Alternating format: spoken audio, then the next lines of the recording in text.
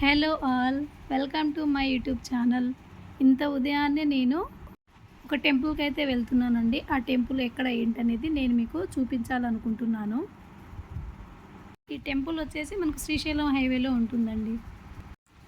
మా జర్నీ అనేది స్టార్ట్ అయిపోయిందండి. ఇది వచ్చి శ్రీశైలం హైవే టు ఇటు ఎయిర్పోర్ట్ రోడ్డు కూడా చాలా బాగుంది కదండి. ఎప్పుడెప్పుడు వెళ్ళాలని ఎప్పటి నుండో అనుకున్న ప్రయాణం ఈరోజు నెరవేరింది. ఆ టెంపుల్కి వచ్చేసి చాలామంది వస్తుంటారండి. తమ కోరికలు అమ్మవారితో చెప్పుకొని అవి తీర్చుకున్నాక మొక్కుబడులు కూడా తీర్చుకుంటారు. వెళ్తూ వెళ్తూ మధ్యలో టిఫిన్ కోసం అని ఆగామండి. ఈ రెస్టారెంట్ పేరు చూడండి, wifi tiffins and wifi restaurant. చాలా గమ్మత్తుగా ఉంది కదా. నేనైతే టిఫిన్ వడ ఆర్డర్ చేసుకొని వడ తినేసానండి. తినేసి ఒకసారి అలా మొత్తము రౌండ్ వేసాను. మా జర్నీ అనేది స్టార్ట్ అయిపోయిందండి. మొత్తానికి అయితే మనము అమ్మవారి టెంపుల్కి రీచ్ అయ్యాము. ఇదేనండి నేను ఇందాక చెప్పిన అమ్మవారి టెంపుల్.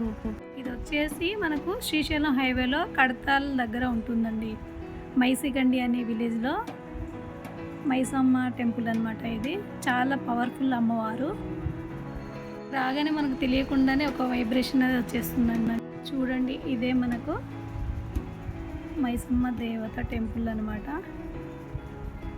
చాలామంది తమ కోరికలు కోరుకొని తీరాక అక్కడ మనకు ముడుపులు చెల్లించి వాళ్ళు కానుకలు సమర్పించుకుంటారండి.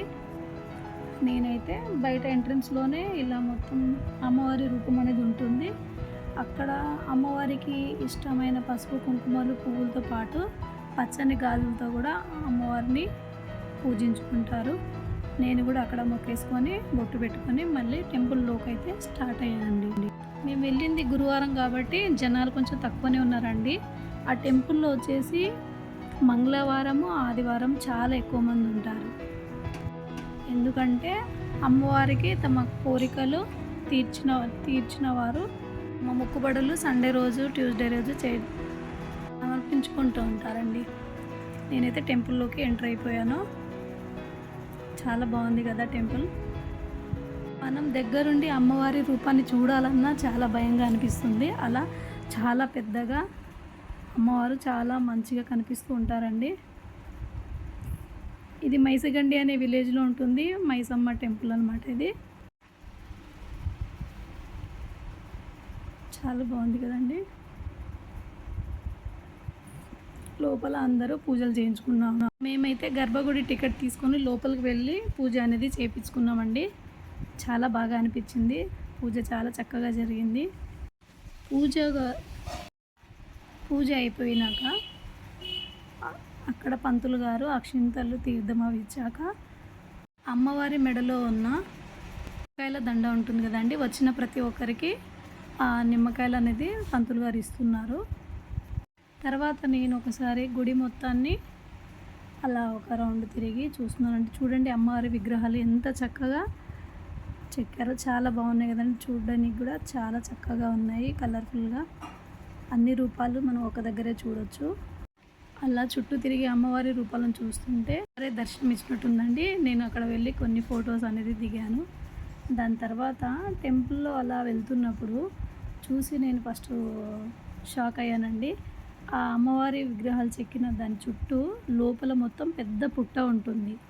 అది నిజంగానే పుట్ట అండి. నేను ఏదో ఫోటో అనుకున్నాను, దాని తర్వాత దగ్గరుండి చూశాను. అది పెద్ద పుట్ట. దాని చుట్టూ అమ్మవారి విగ్రహాలను అలా చెక్కారు. ఒక్కసారి చూడండి ఎంత పెద్ద పుట్టనో. ఆ పుట్ట పైన కూడా పాము స్వరూపాలను ఇలా చెక్కారు. అవి చూడడానికి చాలా భయంగా అనిపించింది ఫస్ట్, కానీ చాలా బాగుంది కదండి. అమ్మవారి రూపాలు చూడండి. ఒక సైడ్కి ఎల్లమ్మ అమ్మవారు అనమాట. అక్కడ కూడా పెద్ద పుట్ట ఉంది. అక్కడ పిల్లలు లేని వాళ్ళు, తమ కోరికలు నెరవేరాలనుకునే వాళ్ళు పసుపు కుంకుమలు పువ్వులతో పాటు ఈ పచ్చని గాజులు కూడా అమ్మవారికి సమర్పించి వాళ్ళ కోరికలు కోరుకుంటారండి. అలా ఎర్రటి వస్త్రంలో కూడా కొబ్బరికాయ కట్టి ముడుపులు చెల్లించుకుంటారు. అలా టెంపుల్ దర్శనం మొత్తం అయిపోయాక నేనైతే లోపల ఒక రౌండ్ వేసానండి. మొత్తం అలానే చూస్తూ ఉండాలనిపించింది. అమ్మవారి రూపాలు చూడండి ఎంత బాగుంది కదా. అలా దర్శనం అయిపోయి బయటికి వచ్చాక బయట కొత్త వాహనాలు అంటే ఇప్పుడు కార్లు, లారీలు అలా తీసుకున్న వాళ్ళు ఉంటారు కదండి. వాళ్ళు కూడా వచ్చి అక్కడ వాహన పూజ అనేది చేయించుకుంటారు. చాలా బాగుంటుంది. పూజ అంతా అయిపోయినాక మేము రిటర్న్ అనేది స్టార్ట్ అయిపోయాము. వచ్చేసి మనం బస్సులో కూడా వెళ్ళొచ్చండి.